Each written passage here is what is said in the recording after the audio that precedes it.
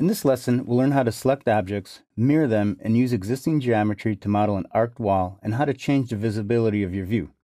Revit has the basic drafting functionality you would expect to see: mirror, copy, move, rotate, and so on. The objective here is to practice workflow. We're going to mirror two walls to allow us to keep modeling. Once we have the items mirrored, this will allow us to continue to fill in the gaps with a radial wall. This exercise will focus on the object selection process, the process for mirroring, and to practice moving ahead with modeling a radial wall based on 3 points. Open the file you've been working on, or open the file called Chapter 2 and follow along.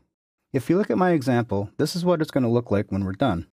Once your file is open, let's take a look at some of the selection processes. The objective is to select these two walls and mirror them down so they form an L shape down here mirrored from this. We're going to use the midpoint on this wall as the line. But first, we have to learn how to select objects. So let me explain that a bit to you. In Revit, there's 3 ways to select an item. There's a pick box, there's a crossing window, and there's just physically picking items. Let's take a look at the 3 now. The first one we'll look at is the box. With the box, if I come across here, you'll see that once I touch that wall, it doesn't get picked up. But when I come down to this wall, it does. The deal is, you need to have the entire object ensconced within that box, or it won't be selected. And if I come this way, that item will be selected. Now, if I take a window coming from this side, we'll see that the second Revit touches it, it becomes selected. That means that this wall will be part of that selection set. A third way to select items in Revit is just to physically pick them. But what will happen when you physically pick an item is if I come over here and pick this one becomes deselected. That's where you can use either the Control key or the Shift key. For example, if I want to select both these walls by using the pick method, I can select the first wall, hold down the Control key, then select the second wall. This gets both my walls selected. What I want you to do is select these 2 walls any way you want. Just make sure you don't select the top wall. If you do, all you have to do is hit the Shift key, deselect it. The next step is to mirror these walls down. Before we do that, I'd like to draw your attention to the tab. The Modify Walls tab is a temporary tab that showed up when we selected these walls. In Revit, not only when you start a command, but when you select an item, you get a temporary tab to work on that item. I'm going to zoom out a little bit, and I'm going to go to the Modify panel on the Modify Walls tab and look at all the drafting tools we have. There's 2 ways to mirror an item. We're going to use one of them now. That's Mirror, Draw, Axis. Notice, too, that DM is in parentheses. That means that's a shortcut. So if you wanted to mirror an item, you'd select them first. It'll make these commands available. Then you type DM and you can mirror it. Know that in Revit, you always select the object first, then execute the command second. Now, pick the Mirror Draw Axis button. And what I want to do is come to this wall, and right when we get to the midpoint, you'll see that little triangle show up. Once you see the triangle show up and the text midpoint shows up, pick that point, move your cursor straight in this direction. Be careful not to angle it.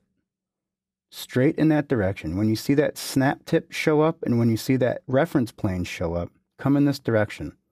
You can pick a point anywhere in this direction and it's going to mirror the wall. Hit escape a couple times and it clears out the command. Zoom in on the bottom wall and notice that Revit joins the geometry. This brings up another great point. The problem is, they don't look very well, do they?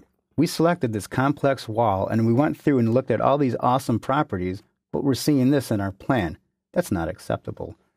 The thing is, we have what's called the View Control toolbar. This toolbar controls the view state of the objects in the view window.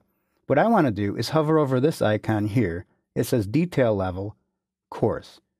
If you click that icon and go to Detail Level, Fine, what you'll see is all the other sublines show up, delineating the wall's functionality. In some cases, where the scale is really small, it's handy to have your detail level set to coarse. That way it doesn't look like a blob when you print it. On normal scale, such as 1/8 of an inch, it's okay to have your detail level set to fine. Also know that if you have a lot of objects modeled and your detail level is set for fine, it could slow your model down a bit. The next thing we're going to do is create a radial wall. I'm going to zoom out to see my entire wall. If you type ZA, you can zoom all. Or if you hold your wheel button down, you can pan. If you wheel your middle button in or out, you zoom in or out. What I'd like to do is zoom in on this wall and take a look at it really quick.